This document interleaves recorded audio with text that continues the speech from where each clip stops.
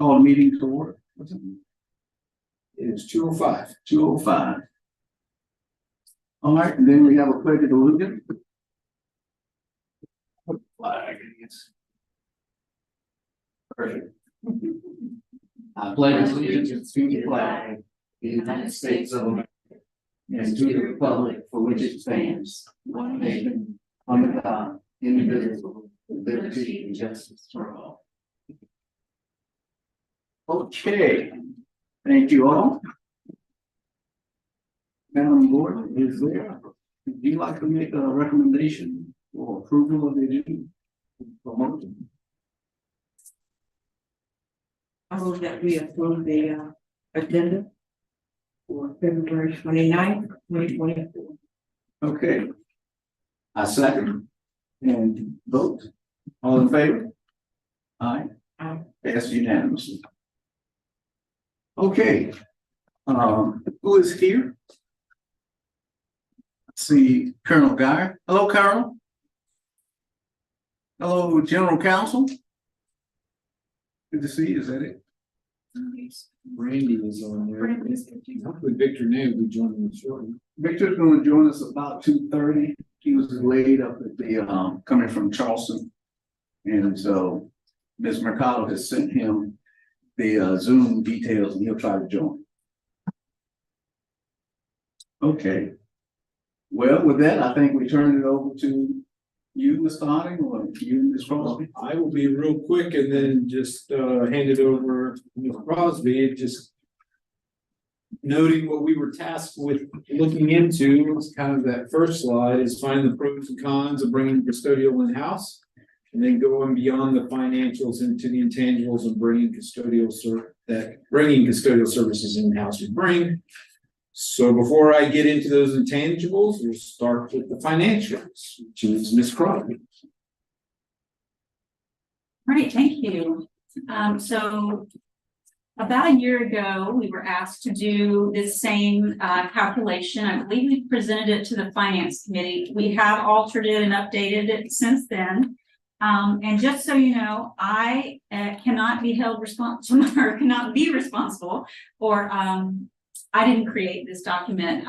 Ms. Hamlin created it originally, and due to the budget constraints and all of her budget meetings right now, Cindy Phillips actually updated it, and she was unable to be here today, and due to another commitment. And then I came in on the tail end and just reviewed things, and we modified a few things. So I brought help with me today to help answer any questions you may have. Okay. So, Can you introduce those? Who else is with you? Jennifer Hamlin. Okay. Jennifer Director Hamlin. of Budget Procurement. Yes. Thank you, ma'am. Okay. Yeah, please. Introductions. Carol Crutchfield, Facilities Planning Construction. Thank you, Ms. Crutchfield. Jillian Rollins, paralegal. Hi, Ms. Rowland. Pleased to meet you, ma'am. Okay.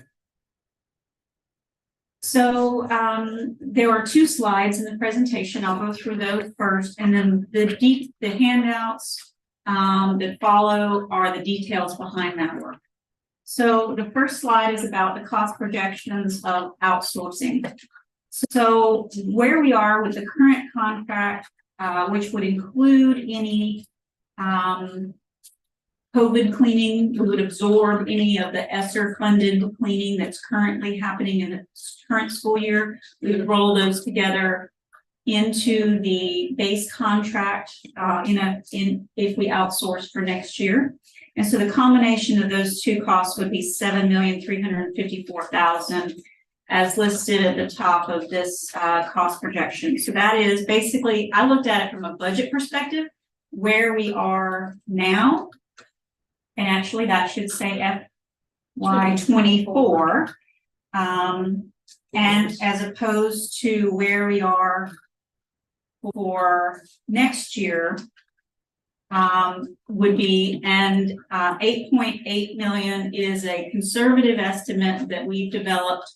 And the methodology behind that is a 20% increase that we are expecting in an outsourced vendor. I think some estimates are higher than that, in the 25 to 30% range, perhaps in other districts. And Robert can speak to that. I think he had some communication with other districts, Charleston or somewhere. But we took a conservative approach at 20%, which would equal about a $1.5 million impact from budget year 24 to 25. So that would include any of the extra cleaning that we were handling during COVID. So that's the methodology behind the outsource piece. The self-operated, self-operated we did in two separate scenarios. That would be a $15 an hour base rate and a $16.35 base rate. So at our current contract of $7.4 million, we estimate that a $15 rate would cost $11.994.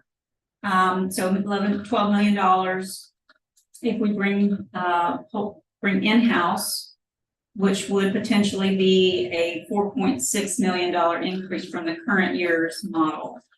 And if we did a $16.35 hourly rate base, would be potentially $5.5 million.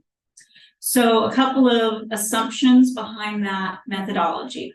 One is that I think 15 is probably more of an average of what we're currently paying right now.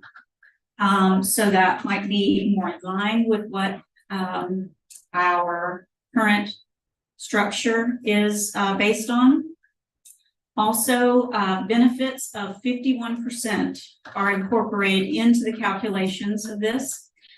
And what the reason for that, and this one line item accounts for the majority of those increases from the current year budget to the next year budget, because our retirement with our Social Security, Medicare, retirement is 28% match. So from an employer standpoint, and then health insurance depends on which level of coverage you have. So we went middle of the range with this. So about a 15% increase in health insurance. However, in some of the documentation we've provided, if you have a starting employee making the lowest level starting wage, and they have family coverage, they could have as much as an 80% benefit percentage cost of their salary. So they might make $25,000 or $30,000 a year, but their benefits cost $25,000 if they have full family health coverage and retirement. So we went with a lower percentage, although it still sounds very high. There are some of our lowest paid employees have the highest percentages of benefits in the district. So I did take a more conservative approach on the estimate here. And you chose what percentage? 51. You chose 51%. Yes, sir. Okay. And keep in mind that under in-house services, our employees will be mandated to pay 9% of their wage to South Carolina retirement system. So there is a lower potential take-home pay, depending on if that option or something similar is offered by the contractor. I don't know what they offer, if there's any mandatory deduction for retirement, but ours, that would affect the take-home pay of the in-house employee. These are, we based it on actual expenses. So there are in the first year startup costs incorporated in this. So you would not need to buy all of the equipment. I'm not sure what the names of all the pieces of equipment you need, the scrubbers and the floor waxers and the Sandboning machines. whatever machines they do to That's a hot thing. stores would need to be purchased. I got a whole point. They're over there like Benny said. So those costs are incorporated in year one here as well. So those few things I just wanted to mention is sort of reasons for the costs in here. And then I have 2 pages. One is based on a $15 and the other is the $16.35. With the top section being just a comparison of contractor versus contractor And then lower down would be self-operating, which would show the differences between the two methods. So and then I believe we listed some other intangibles, and Robert mentioned he was going to talk about some intangibles, but there's some additional information to consider just for discussion or consideration on the back on the second page of each document. So, Okay. and with that, be happy to take questions. Ms. Gordon? My question is, how many, custodial employees do we have at this point? Approximately 220. Now, and Miss Majors is on as well. I don't know, Miss Majors, if you heard that question about the number of custodial employees. If I said 220, is that correct? Or should we have a better number? If she's able to come on. She's in an airport right now. Okay. Sorry, I'm at the airport, y'all. Yes, 220 is an average. It does fluctuate during our summer cleaning timeframes. They do allow staff to have summers off and give them the option to take that time off. So our staffing numbers do go down on an average of about 50 to 60 employees during summer work. But yes, 220 is a good average.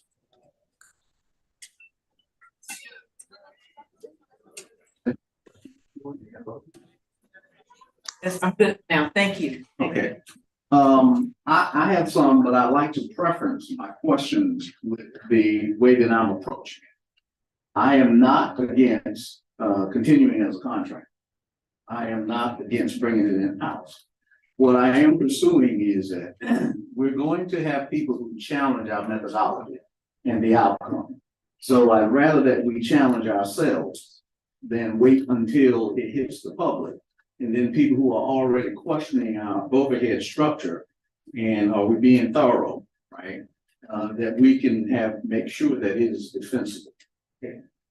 Please don't take a call that's leaning one way or the other. I'm not. For me, it's just running the best business we can, get the best service. Okay. And the principal's responses was something that was very troubling. I think it was troubling to all of us. So may I now proceed to my question? Okay. All right, so do we have an idea of what the current average pay is for the contractors under our purview? Randy, do you have an average? I know the low end is around 1150 and the high end is about 22. I don't know what the average number would be. Randy? And if you don't have it now, that's not a grievous thing, right? But I think as we go forward to the next iteration, we're going to have that. Also, what's the comparison of their benefits now versus what we? Brand, oh, she went on. Okay, so I can tell you the benefits they have now are very minimal. We did add to their contract sick leave. They did not have that before. They do have, I believe it's 3 days of sick leave. On top of that, they are allowed to get into their medical plan, and they also do have a retirement plan. But there is no match. It's putting it away, pre-tax dollars kind of deal. They're not required to participate in that. Their benefits, as far as I know, are very slimmed down. You know, they're the minimal benefits. I don't have a lot of details about that, but I could fill you in more. But it's safe to assume that their benefits are minimal and ours are very on the other end of the scale. So that's a big difference. Okay, so where I'm going with it, if possible, if we can actually flesh this out and then run columns like you just explained on the financials, what do we give? Are you able to discern competitors give in the current contract? So that someone seeing that can do a visual scan and very quickly reinforce where we're ending up. I think where we're going to end. Is that okay? Yes, I remember when we had custodians in-house, and then I remember when we outsourced, so I'm trying to figure out in my head, did we come out better? And talking to some of the custodians, they had time limits, but they still do, per room in each, school, so you go into her classroom, you got 4 minutes in and out. Her classroom, 4 minutes in and out. And that's the minimal stuff, empty the trash, whatever. Are we going to require more from our custodials if we elect to go back to bringing them in-house versus the bare minimum that they were required to do with that particular? So the way I'd answer that is that our plan is to require more if they're in-house or contract. That's one of the things we're working on is the contract format and what they're going to be required to do. And I can tell you, and when I say require more, it means that there will probably be more custodians. They'll have less areas to cover to ensure that they're able to meet their requirements. I know that we've been looking at what other districts require and what we require and where we may need to be adding. And some of the things that we're looking into is definitely adding more management structure. So with that supervisors, in other words, like right now we have on the contract, and I would say, well, kind of getting into a little bit of what we're going to talk about with the other districts. So why don't we hold off that question until I talk about what we learned from the other districts, and then it may make it more sense on answering your question, if it makes any sense. That's fine. Okay, so then getting back to the formatting, which I think has to visually be very easy to discern very quickly by whoever's going to be looking at it. Is that okay? Okay. All right, and so one of the things is the 51% for benefits. Can we find out again what other contractors out there, what their benefit load is? And it's going to be negligible. Know that. But wait. All right. One of the things is to you can contact the Society for Human Resource Management. They probably can give you some. I don't know. I'm just throwing so that you can actually take this presentation, footnoted, right, and say here are places we actually got resources from. What that does is that allows anybody looking at it to see we've gone through an effort to make sure that there's reinforcement for what we're seeing. Again, I'm agnostic in or out. Just trying to make sure that we quell any questions before they come. All right, so current pay average, the benefits comparative to existing. The other thing I would suggest for your consideration is on the contracted section. Do we have access to any groups that can provide us the pro formas for current contracting firms? What do you mean? So here on the bottom 80%, we have some very good definition about hours. What it will be. This is excellent. This section up top, the contractor service, that's under the contractor. What I'm asking is, can you actually do some what we call industrial espionage, legally and ethically, to actually find out what would their P&L look like? Yes. Okay. Yeah, good. And again, what we're looking at is just to make sure we have a format that when some of the naysayers come at us, we had it nailed down. That's all. Is that fair? So You should. Yes. are you looking, at first I thought you were looking for a breakdown similar to the details below. Mhm. But when you say P&L, I'm thinking, do you want to see like what kind of profits they're making and that sort of thing? They probably won't give you that. We'll have to deduce that from whatever the expenses and the revenue, the number of people they have. But some of the industry associations might be able to help. That's all. And if they say no, no problem. We list that we've actually gone outside to try to validate what we're doing. Another one is the group that creates the Purchasing Managers Index, purchasing managers. They do a lot of economic forecasting. Bureau of Labor Statistics. Bureau of Labor Statistics would be one, the Purchasing Managers Association is an independent group. But again, just asking, if they say, no, we can't get it, and we try. So those would be the things on the finances. And again, that is a very attractive savings number. So kudos to you for that.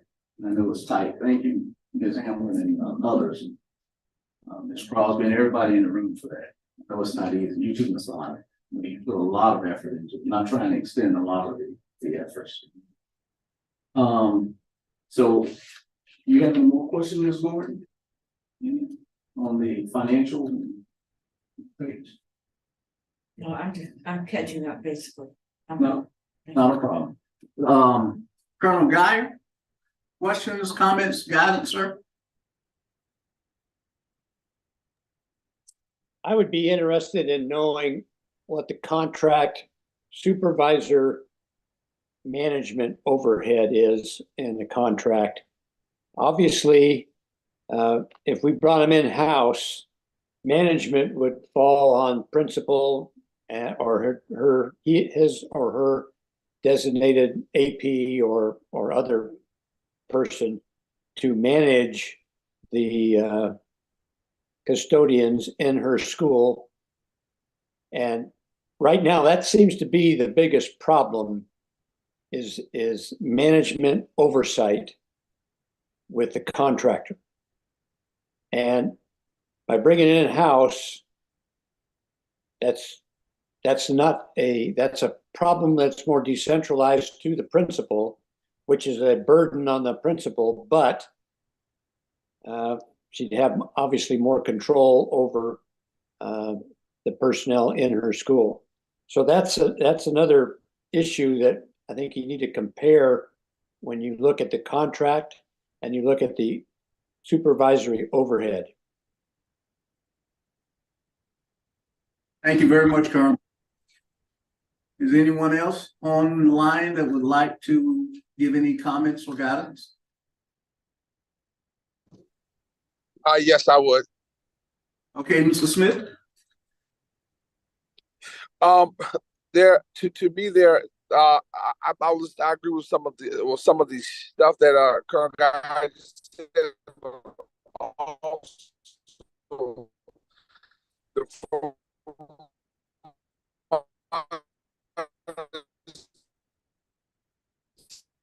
Mr. Smith, you're breaking up.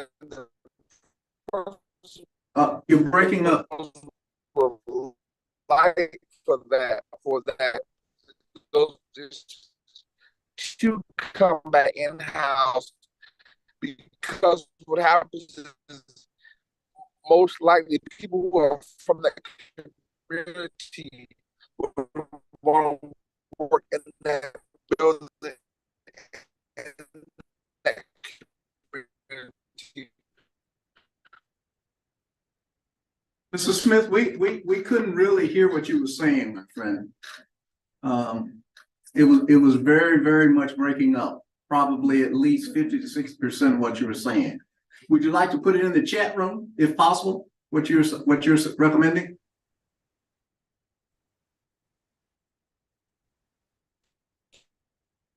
Okay.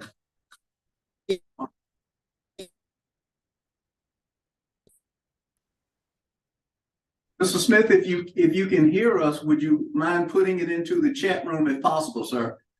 So we can capture what you're saying.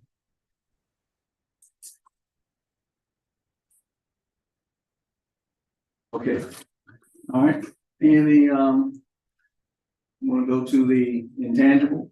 Yes, so since you gave us the job of looking into intangibles, I recommend recommended. Well, let me just say, this was a very good exercise for us in a lot of ways.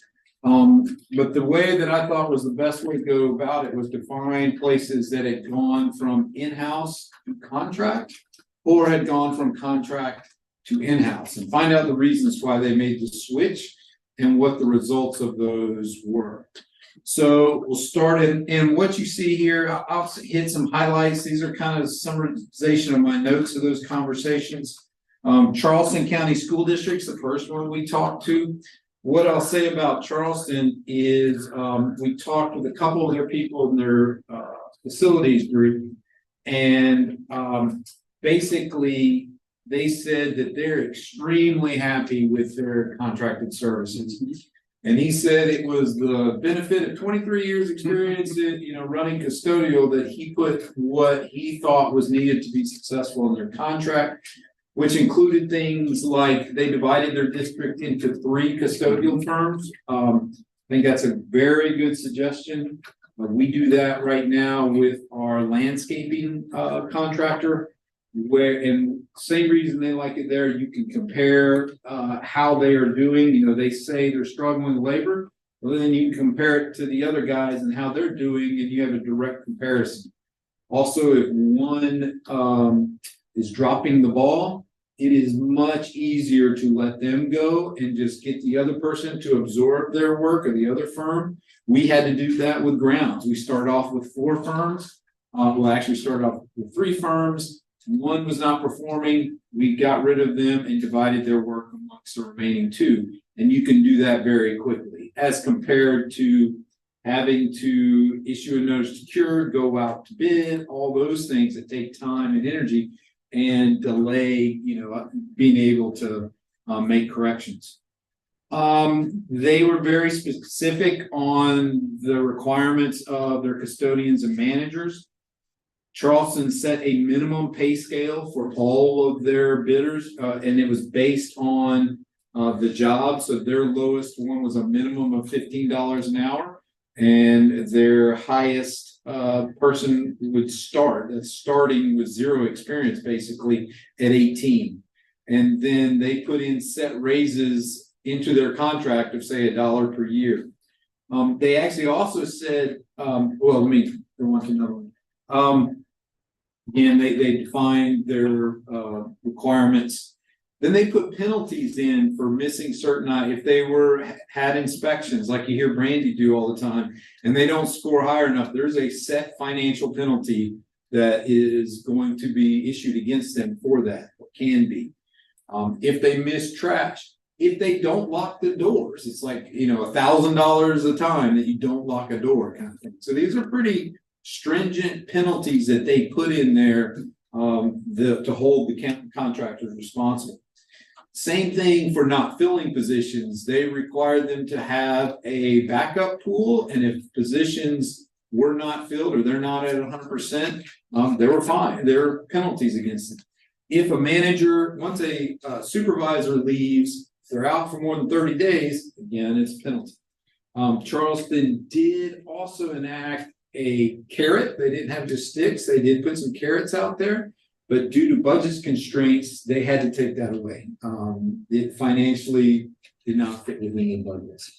And of course, when they went from their contract that they had previously, this was done in 2022, to this contract that I just described, it was an increase of about 36% in order to get. You want me to stop on each one of these or just keep going? All right. I can share. My question would be, at the conclusion of all the intangibles, which of those elements do you collectively, BCSD, intend to include in the contract going forward? Yep. So I can. You want me to wait to the end to kind of tell you that? Yeah.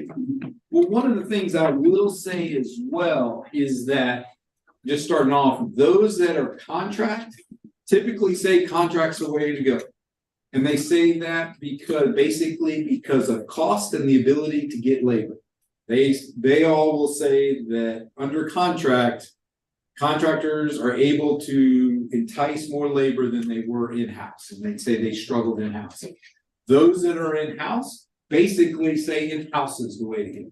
And they will say that in-house is the way to go because of the intangibles and the custodians feeling like they're part of the schools and being more responsible. And they would say they have better cleaning services because of that. You find that pretty much throughout. The only one I will say that was different is Colquitt County. They are contract, The guy I talked to said that he is definitely there are no problems with these contracts. He loves it. They're great, but he says he came from a district that was in-house. And he's like, if I can do it, I prefer in-house. Just I think it's better. But he said he didn't really have any complaints about his contract. So that's the only kind of variance. And most people, if they're contract, they're going to be contract for several different services. If they're in-house, they're going to be in-house for all their services. They're going to say they don't have, they may have a grounds contractor doing partial in-house. But it just appears most people are one way or the other. Just to know. Cherokee County Schools, this is in Georgia. On the first sheet, I kind of skipped over it, but it shows you the size of all these schools. Yeah. And kind of which direction they were going. Now, Charleston was contract and was staying contract. The reason I talked to Charleston was I had heard that they're very satisfied with what they're getting performance-wise. So I wanted to talk to them about what they were doing that made their contract workers be so successful. Now, Cherokee County was contract and is currently in the process of moving in-house. They have not made the transition already yet.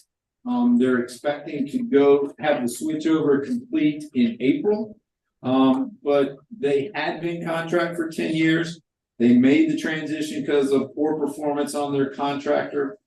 They said they've taken a full year to make that transition, which began with them going out to bid for a contract. And when they looked at the prices of the bids that came in, they felt their cost to do the same work was going to be about in the middle of those bids. And so based on that, they said, well, we're going to go in-house.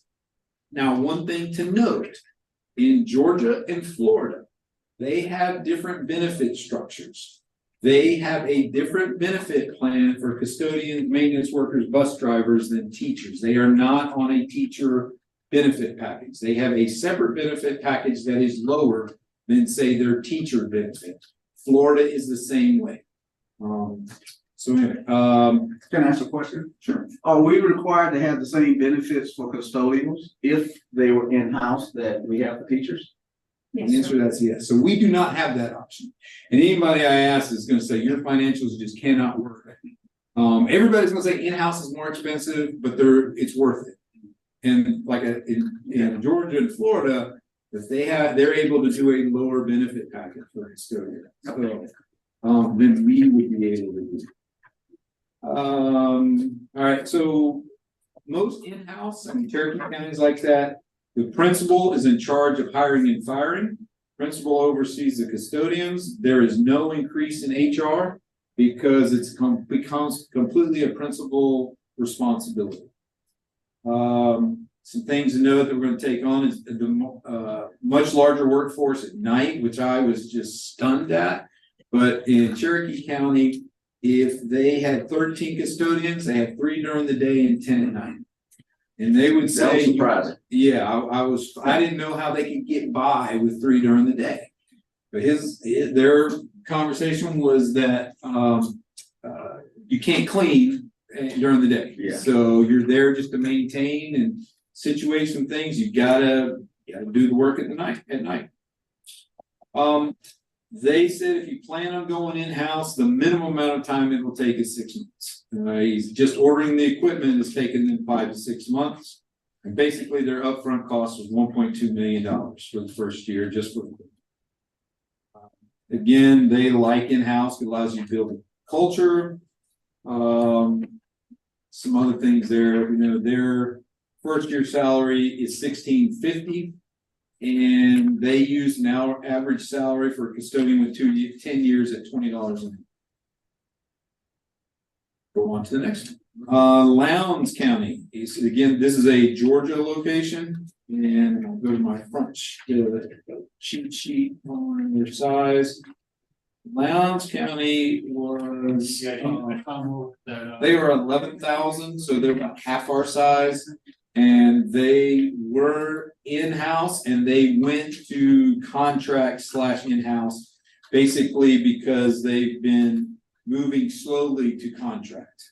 Like I said, over the last 3 years, they've moved from 100% in-house to 50-50 contract. This is their second contractor. They had a bad manager, they said, and that they said your manager makes all the difference. They would say that their in-house quality is subpar to their contract quality. They are just unable to attract custodians as easily as the contractors are. He suffered, he said, for years with empty positions and struggling to get enough custodians. They brought in a contractor who filled all their positions in 4 hours at a job fair.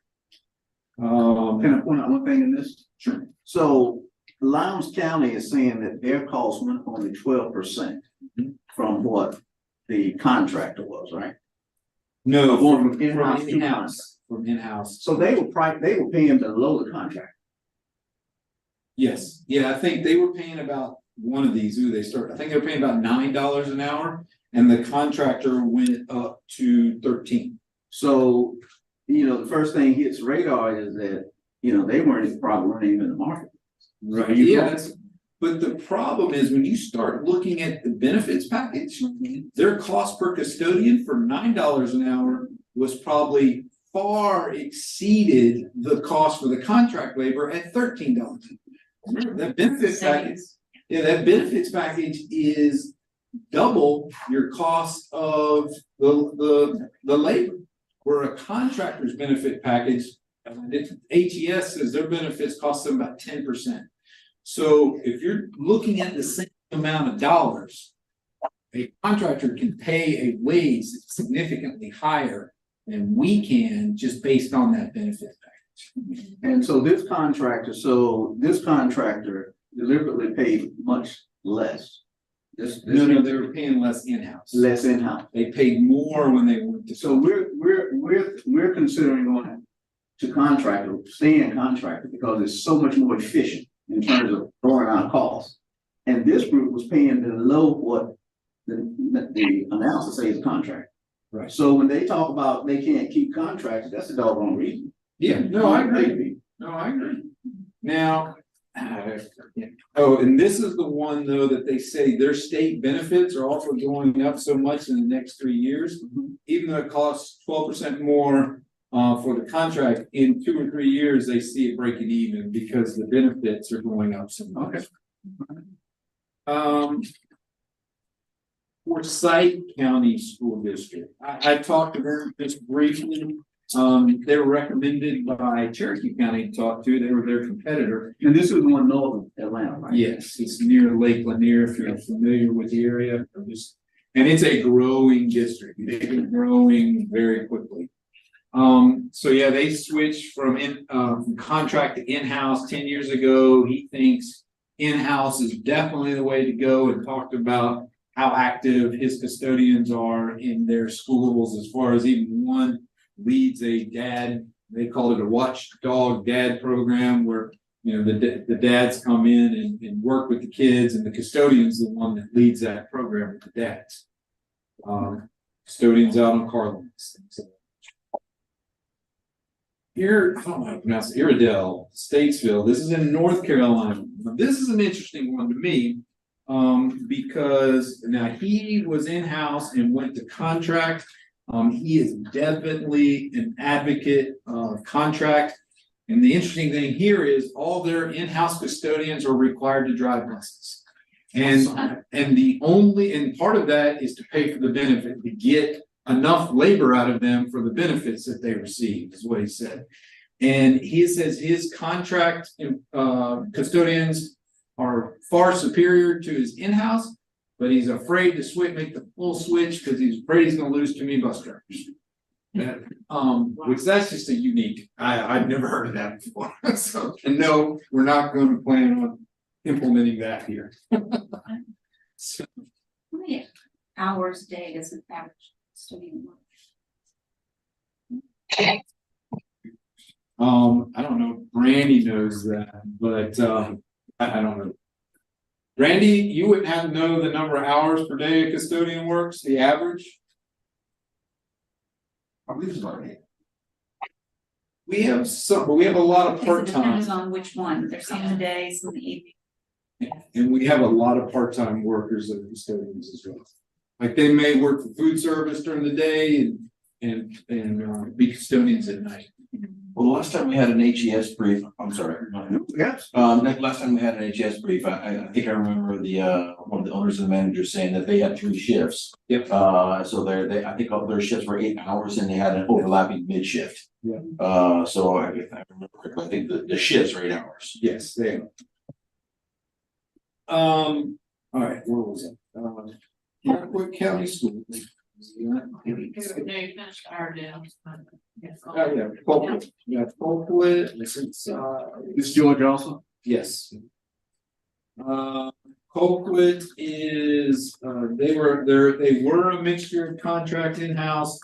And they still have, some contract in-house, but this is the one whose preference is in-house. The way they're working is they actually went from in-house to contract, but they allowed those that were district employees to stay district employees. But as they retired, they were not hired back district employees. That's actually how we made the switch when we did it as well, very similar. But he did say they have, how many do they have left? 18 left. And they have 2 schools that are completely in-house, and he said, those are my 2 problem schools.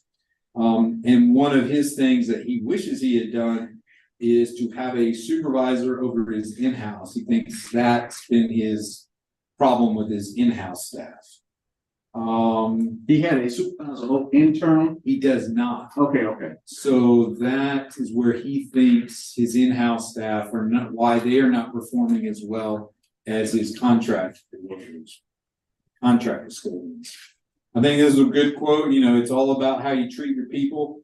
Some of the things that they did here to make their custodians feel like they're part of their staff, and I think Mr. Smith, you brought it up past, you probably will like this one. Like when they gave all their faculty ESSER bonuses that came from ESSER funding. They also did to make them feel as part of their staff as well, even though they were contract. I thought this was a good suggestion as well. They allow their contract custodians to be selected as classified staff of the month, year, whatever. So they're treated like their district staff. He said you wouldn't be able to tell a difference. He said his goal, if you came in the school, you would not know they are contract. And again, you know, you'll see that I kind of was taking notice of the number of custodians day and night. So they have a high school of about 1,600 students, which is equivalent to ours, where they have 6 day custodians and 15 nighttime custodians. And of course, I did tell you, he's the one that says he would like to go in-house, but just the cost is the reason that he doesn't see the ability to do that. The last one we talked to, and Miss Major is still on there. She is the one that talked to this group, Lucia County, Florida. They have been, now they're a large district about the size of Charleston, with 88 schools. I think their population's even larger, 63,000. And they were in-house. I mean, they were contract and they're moving to in-house. But just interesting thing there is the square footage per custodian, 23,000 square feet per custodian. Everything is set up on a square foot basis. Somewhere between 23 and 28 is what I heard a lot of, you know, from the different people on how they establish how many custodians they have. 23,000 to 28,000 square feet per custodian. Their base pay, they start everybody at $15 an hour, unless they're a head custodian. And then every year of work experience they had, they gave them another 10 cents per year. They are on a different retirement system like Georgia can do, where they are not on teachers' retirement. Again, principals are completely in charge of everything, so there are no additional HR staff. Principals get more buy-in when they're in control of it. Now, an interesting thing here, they said their biggest challenge has been supplies. In that all the different schools had, some of them had different toilet paper holders that could only take a certain manufacturer, and they've struggled with being able to supply all the schools. And they started by giving all the schools a budget for supplies and letting the schools handle it. But most of the schools burned through their budget in half a year. And they learned real quick, I can't do that. I got to take that back, and we've got to have control of the supplies. So, yep. And again, they are for in-house, there's more benefits with in-house than out-of-house, even if it is costs more. So that concludes what we learned from the different groups we talked to. And you were going to share, you may have some notional ideas of how you would edit the contract to capture some of the best practices. Yeah. So, well, a couple, they're still working on it. It's a work in progress. But and I've asked some of these what their thoughts are. And I was actually talking to a custodial contractor today on what his thoughts were on how do we, if we stay contract, how do we get all the benefits of in-house but be contract? How do we get the principals to get buy-in and feel in charge of the custodians, but at the same time have them under contract and get the benefits of that, which is the cost benefits and the ability to attract new workers? Still kind of a work in progress, but some of the things we're gonna look at, a lot of it's gonna similar to what Charleston's doing. We are gonna look at doing a head custodian in every school. That way you've got somebody there that can oversee the school that is a responsible party at each school. We may or may not have to increase our management structure. You know that we were going to increase the number of supervisors, so they have less area. We've heard kind of that's the trend. That's one thing Charleston did. Charleston went from supervisors having 6 to 9 schools apiece down to about 3 or 4. And everybody talked about it, and there's been a change in the labor pool since the pandemic. Can't actually put our finger on it, but what used to be successful prior to the pandemic is not successful after.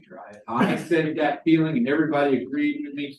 And what Charleston did was needed more supervisors to oversee the labor, and they dropped that down, and they've been very successful with that.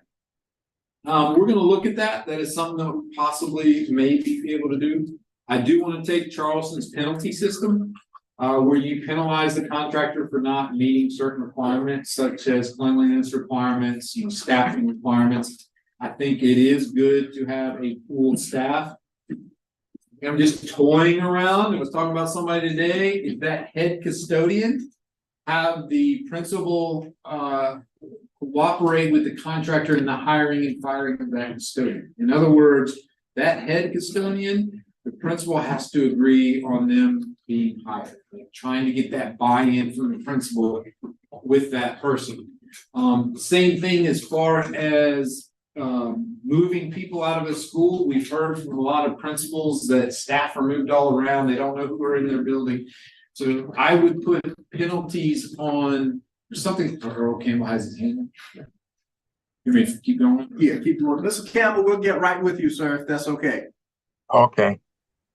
So another thing is that since the principals don't want people moving around as much, is to say to the contractor they can't move people around without the principal's approval. So that's another thing we're thinking of doing. Randy's off now, so yeah, multiple contractors, yes. Just like Charleston's gone to 3, I think we would go to 2. We're not large enough, I think, to have 3 contractors, but I do like that system of going to 2 contractors so you can judge how each of them are doing, and if one is not performing well enough, get rid of it and let the other one take over that space. That's where we are going to define the roles a little better. We also, I'm thinking of you, Mr. Smith, is going to put some requirements on there as far as staff that they have to keep throughout the summer, that they would not be able to, some minimum staffing requirements in the summer, that they would not be able to just let people go and not bring them back. I think with our shorter summers, they're not gonna be able to do that anyway. So yeah, those are some of the things we're thinking of. Okay, so let's go to, Mr. Campbell. Yes, I have several questions. What will be the starting salary if we go to in-house? We have not looked at if we brought them in. I know, well, Tanya in her calculation looked at an average salary of $15 an hour or 1635. 1630. Yeah. 1635. So if it was in-house, if you wanted to use Tanya's projections there as far as the costs go, it'd be average 15, or if you went higher, it'd be the 1635. Okay, what about benefits? So they come. What if they about come benefits? in-house, they would have full teacher benefits. Okay, now, I know you mentioned some of the schools said they had problems getting supplies.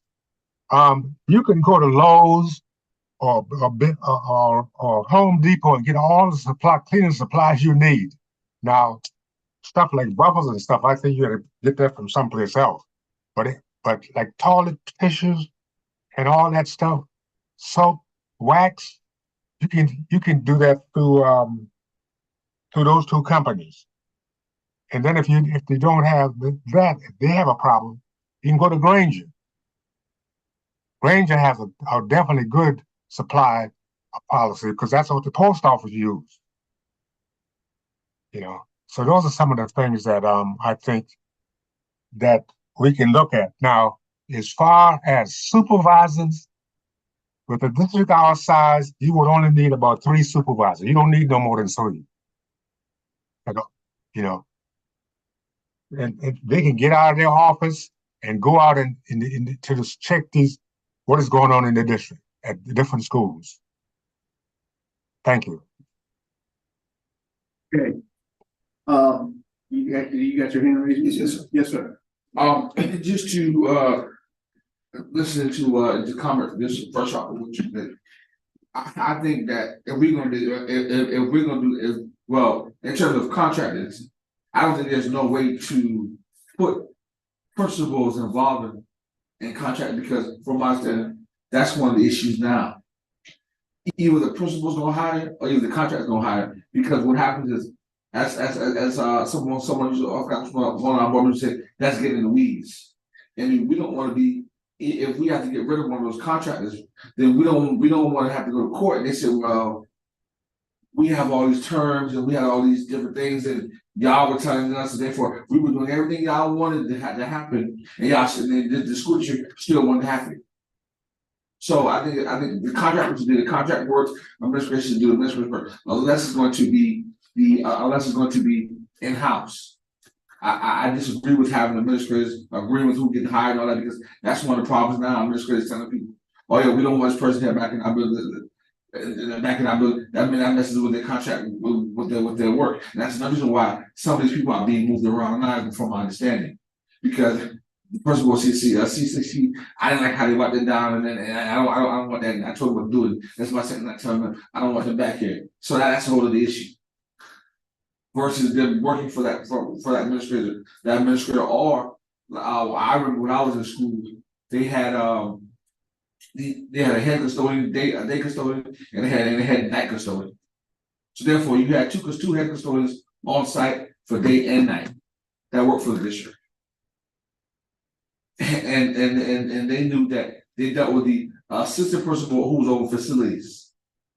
And from there, that's how it was ran, and for years that it was never problematic. How we shift over to contracts, I believe because contracts were cheaper, and I guess that then it was less work for the district. However, when you have contract workers, that's not when you have different schools, you have people who intend to. I want to work in the elementary school there because my kids go there or my grandchildren go there. So therefore, they take pride in that school, and they want that school clean because they want their kids and they want their community school clean. So that's to me that's one of the positives as in going into and having custodians in-house. And also custodians is also, they're also taxpayers. When we give that ESSA money back during that time, the custodians they never got what our staff got.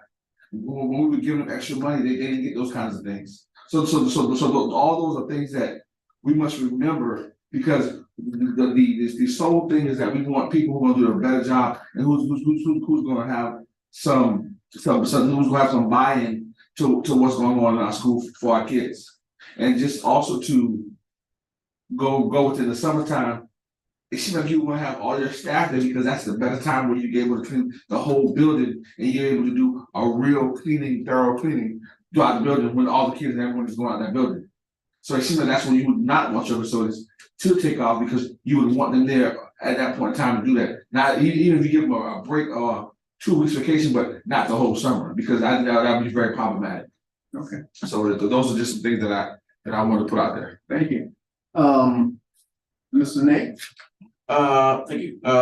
So this may not apply, but I think I just heard like 2 or 3 days ago, the current federal administration is like changing the definition for what is contract labor.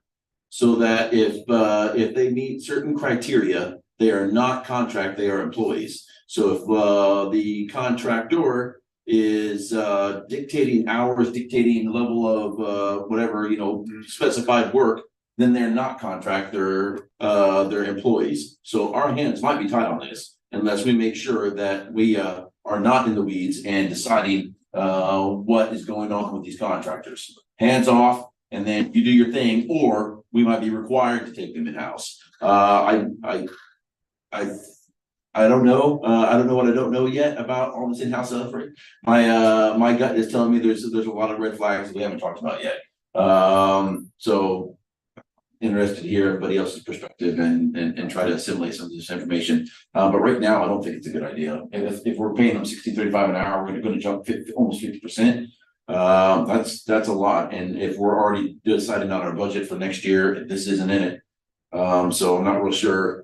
Maybe next year extend our contract for 1 more year, and then hey, now we're going to start moving in-house while we can plan it around our budget. Make it one of the big rocks in our budget planning. But right now, you may have briefed on this before I got here. I don't know. I mean, what's the impact to the budget if we did this? And these are all estimates based on interpretations or assumptions of different models. So we're looking at if we were to contract, can stay contracted out with we have a bid out, I believe, or planning to. I'm not sure. Not out yet. And we're expecting at least a 20% increase. It could be as high as a 30% increase. So I have $1.5 million minimum addition to the budget for next year. If it's 30%, it could be $2.2 million. So at a minimum, that's what we're going to have if we stay outsourced. If we go out of house, we're looking at $3.5 to $4.5 million in-house. Excuse me. If we go in-house, we're looking at a $3.5 to $4.5 million increase from the budget currently. So it would be, and it's primarily due to the benefits costs that we're facing. Is that absorbable by the budget, the current budget? Well, we're still receiving information on the budget. We still haven't received revenue from the state at all yet. So we have a lot of increases in the budget. So it's going to be difficult to include numbers as big as $4 or $5 million, I would say. But any decisions can be made at this point. We just have to figure out what the priority of which is priority. Thank you. Did it for you, Mr. Nate? Yeah. Okay, Ms. Gordon? I'm listening, and definitely reading on the different counties advice, in-house, out-house.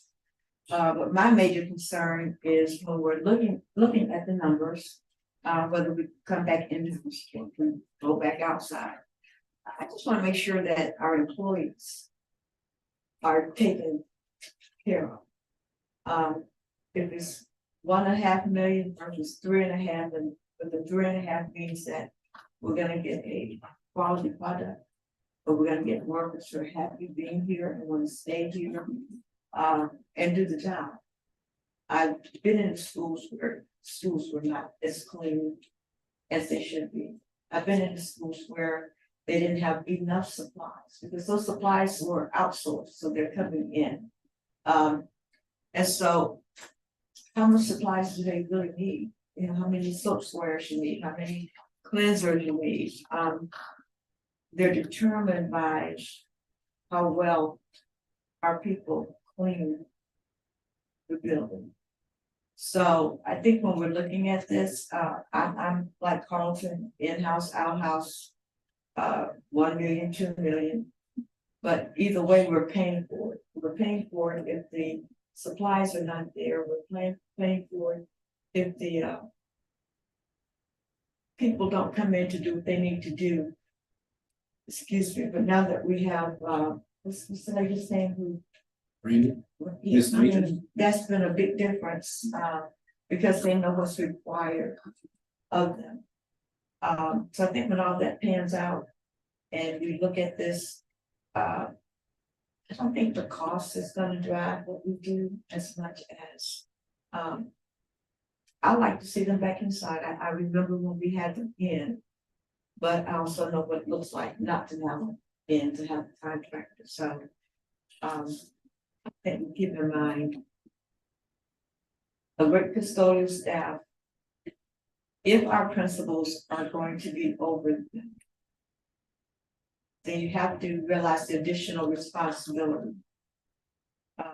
Do they rate them? Do they, what does it mean bringing them back in our house? It's just not them coming in to clean. So all the things that you're looking at, it's a big undertaking, but principals are not happy. Maybe they'll be happier having some kind of control. Not sure. Good. Colonel Geyer? Oh, he has his hand up.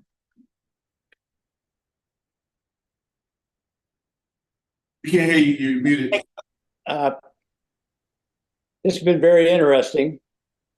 I really believe that I like some of the additional management penalties and so on that other districts have used to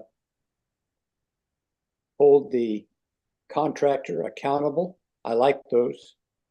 I think though, when you put all those additional management pieces in your request for proposal, that our bids that we get are going to be even higher than if they were the same kind of management requirements that we have today. So the true delta between the enhanced management requirements and what it would cost to bring them in-house may be less than $1 to $3 million, $4 million.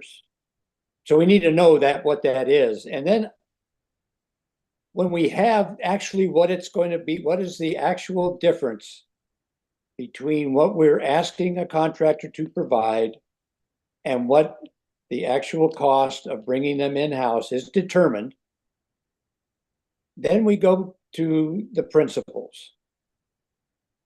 And we ask them, if I was a principal, I'd want them in-house, no doubt about it. And I think every principal would say, bring them in-house. The question is, how bad do you want it? And so I would go down to them and say, okay, we can bring them in-house, but it's going to cost you so much per school. You're going to have to find some money other places. Right now, it's all at the district level. It's our problem of where we find the money.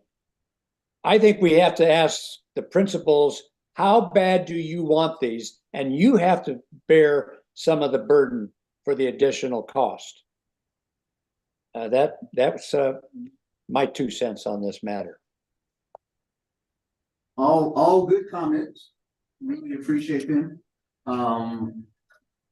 Do you feel like you have enough to sort of refine and come back so we can take it eventually here in the committee and vote on it? to take it to the board for approval? Well, what are you voting on? Well, nothing right now. Yeah, nothing right now, but, you know, we've given you quite a bit of feedback I mean, to sit through. I guess, no, I don't really know what to do right now. I mean, you've given me some comments on what to bring back some additional information you want to add to the contract to break out the financials, compare it more to in-house. You know, the decision here is, of course, do we want to continue on with the contract? Because here's where we are, is that we're going to continue with contract. We need to go out to bid now. Why? The process is about a 3 or 4 month process. So what's another 2 weeks from this? No, 2 weeks is fine. I mean, but I don't know, so that's why, what do you want more out of us? I mean, what do we need to bring? I personally would like to see the information that we gave you back in feedback. Okay. You sort of compile that and come back and say, after further research, we think we can do this, because you got a lot of things like Mr. Nay's comment about it may be prohibited by HR law, some of the things that were talked about. And General Counsel Carlos can probably help you with that. So I don't think we're asking for a lot. Well, the thing is, on the in-house, to make the determination on whether you can afford in-house is really part of your budget discussion. And so that is going to happen over the late April, we'll see the whole budget put together in one, because we don't receive state revenue information until mid-April. So, okay, go ahead. I mean, here, I think we need to have an earnest conversation over whether it's something realistic that we want to shoot for. Because here's what's gonna have to happen, if we're like that we've learned, it will take us 6 months to a year to go in-house, I'd say, to make that switch. Couple ways we could go about it. We could go ahead like one that I can't remember, Cherokee County did, and go ahead and bid it out. Get those results in while you're waiting on your budget conversation, so that we can compare where you are with your budget to what the cost will be in-house, and where those are, so we could go those 2 tracks simultaneously. Because my fear is that if you want to do this, it's going to absorb everything, any other wants you want budget-wise. I don't know, can I say that? Is that a true statement? It would take a bulk of your funding. You wouldn't be able to do a whole lot of anything else if you bring custodial in-house, is what I'm trying to say. Because that extra $5 million. Well, there'll just have to be more choices made between. You may even have to cut some things. But you won't know that until you do your budget process. Are you asking us to wait on this until the budget process is through? Well, I don't think you can make the in-house decision until you. We're not making an in-house decision. Our request to you was to go back and try to provide more detail. That's all. I mean, but all you're talking about is the additional funding breakdown for contract.